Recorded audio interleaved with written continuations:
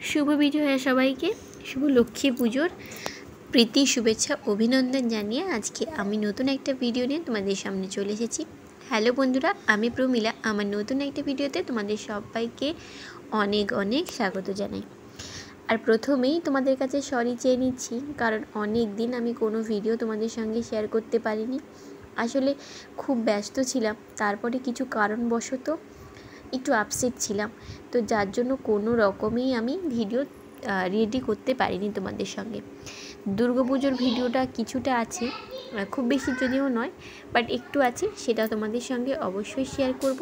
তার আগে চলো লক্ষ্মী পুজোর ভিডিওটা একটু শেয়ার করে নিই। বাবার বাড়িতে গেছিলাম পুজোর সময়, দুর্গাপুজোর সময়, আর জাস্ট আজকে মানে লক্ষ্মী পুজোর দিন আমি সন্ধ্যেবেলা ঘরে এসে ঢুকলাম। আর সত্যি করে বলতে জার্নিটা এতটা হয় না, শরীর আর সাথ দেয় না, কিন্তু আজকে করতেই তো হবে, কারণ মায়ের পুজো, যার জন্য আমাদের এত কিছু সব কিছু পাওয়া, তাকে যদি একটা দিন বছরে পুজো না করি তাহলে কি হয় বলো তো। যাই হোক, তো মোটামুটি রুমে এসে আমার জার্নিটা মোটামুটি ওই 7-8 ঘন্টারই হয়। তারপরে না বাচ্চা তো সঙ্গে থাকেই, তো যার জন্য না একদম শরীর সাথ দেয় না, কিন্তু কিচ্ছু করার নেই। আজকে বাড়ি এসে মোটামুটি ওই 6:30 নাগাদ ঘরে ঢুকেছিলাম। তো এসে কোনো রকমে ভালো করে ফ্রেশ হয়ে, মানে যেহেতু পুজো করব সন্ধেবেলা, তাই স্নান টান করে সোজা চলে গেছিলাম একটু মনে নেই কোনো রকমে একটুখানি অ্যারেঞ্জমেন্ট করতে, কিছু না হোক একটুখানি মায়ের প্রসাদ দেওয়া। তাই জন্য দেখো এদিকে সমস্ত কিছু গুছিয়ে নিয়ে চলে এসেছি পুজোর কাছে। আর আলতা পরলাম, তোমরা দেখতেই পেলে। আর এদিকে দেখো সমস্ত কিছু আমি গুছিয়ে নিয়েছি যেটুকু আমার পক্ষে সম্ভব ছিল তাড়াহুড়োতে এসে। আর এখানে দেখো আমি আমার মতন করে পুজোটা করি প্রতি বছর। ফ্ল্যাটে এলাম 3 বছর, আর 3 বছর আমি কিন্তু মায়ের লক্ষ্মী পুজোটা করি। আর দেখতেই পেলে আমি কিন্তু মায়ের ঘট পেতেছি, এটা অবশ্য প্রতি বৃহস্পতিবারই আমি পাতি। তো যাই হোক, ছোট্ট একটা খুঁটি ছিল, সাইডে আমি কিন্তু ধানটা দিলাম। ধানের ছড়া এই বছর যেটা নিয়ে এসেছি সেইখান থেকেই ধানের ছড়াটা দিয়ে দিয়ে। আর সত্যি করে বলতে কি বলতো, একদম আমার শরীর সাথ দিচ্ছিল না, মানে আজকে মানে এবারে বাড়ি যাওয়া আর আসা প্রচণ্ডভাবে হ্যাট্রিক ছিল। যাই হোক, দেখো আমি আমার মতন করে পুজো করছি, তো তোমরা ভিডিওটা দেখতে থাকো, আশা করি সবার খুব ভালো লাগবে। তোমরা বাড়িতে কারা কারা মায়ের মানে বছরে এই লক্ষ্মী পুজোটা করো আমাকে কিন্তু অবশ্যই কমেন্ট করে জানিও। আর আমি যেহেতু 3 বছর এখানে এলাম, তাই নিজের হাতেই আমি পুজোটা করি। তো তোমরা পুরো ভিডিওটা দেখতে থাকো, আশা করি তোমাদের সবার খুব ভালো লাগবে। আর জানো, এইবারই না বাড়িতে ঢুকতে না ঢুকতেই ফ্ল্যাটের প্রত্যেকের ঘরে কিন্তু পুজো হয়ে গেছিলো। ওরা কিন্তু সবাই মিলে প্রসাদ দিতে এসেছিলো। মোটামুটি প্রসাদ আমার সবারই পাওয়া হয়ে গেছিলো, তবে আমি অবশ্য কাউকে কোনোভাবে প্রসাদ দিতে পারিনি।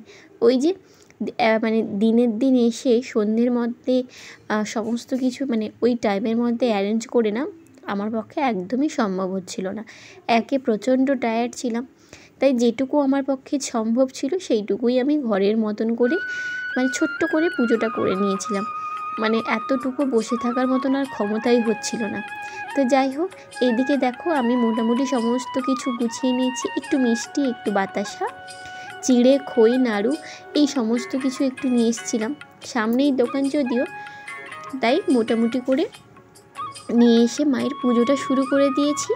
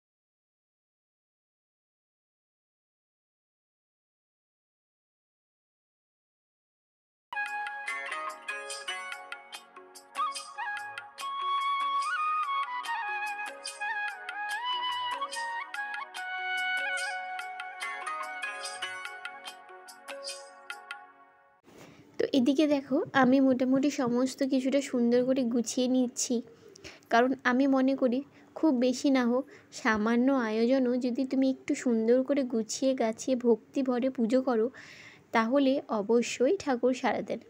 আর ঠাকুর আছে কি নেই সেই তর্কে আমি যেতে চাই না, তবে আমি বিশ্বাস করি ঠাকুর অবশ্যই আছেন।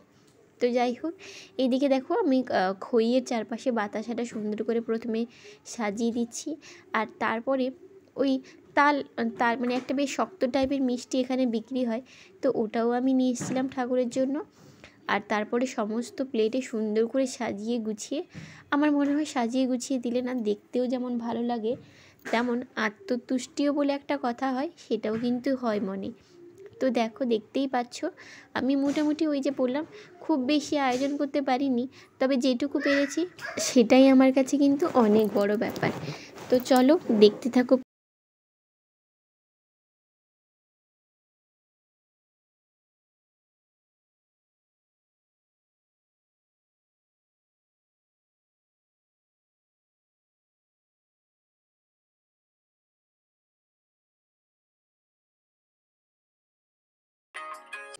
আর আমার জানো তো একটা জিনিস খুব ভালো লাগে, আমি এটা মনে করি যে আগে বাচ্চাদেরা যদি হাতে করে কিছু চায় ঠাকুর পুজো করার সময়, না দিলে না মনে হয় না ঠাকুর খুশি হয় বলে, কারণ বাচ্চা হলো ভগবানের এক রূপ।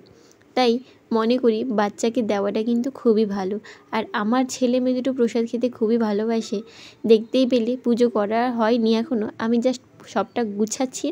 তার মধ্যেই কিন্তু আমার পুচকু আর পুচকি দুজনে মিলে কিন্তু হাত বাড়িয়ে প্রসাদ নিয়ে নিয়েছে। আর আমি না করি না, কারণ ওদের এই আনন্দটা না আমার কাছে খুব ভালো লাগে।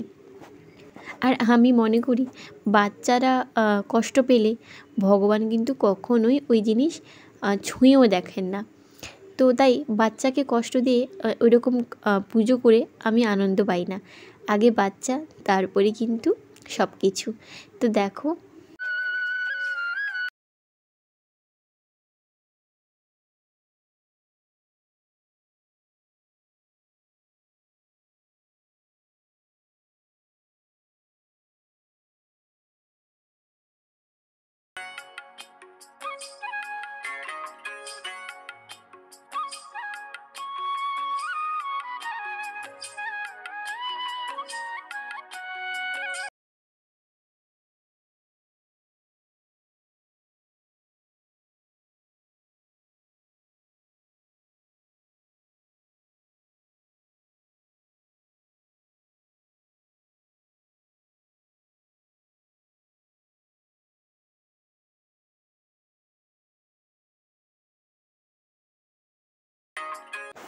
তো দেখো বন্ধুরা, এবার দেখো আমার মোটামুটি প্রসাদ সাজানোর হয়ে গেছে।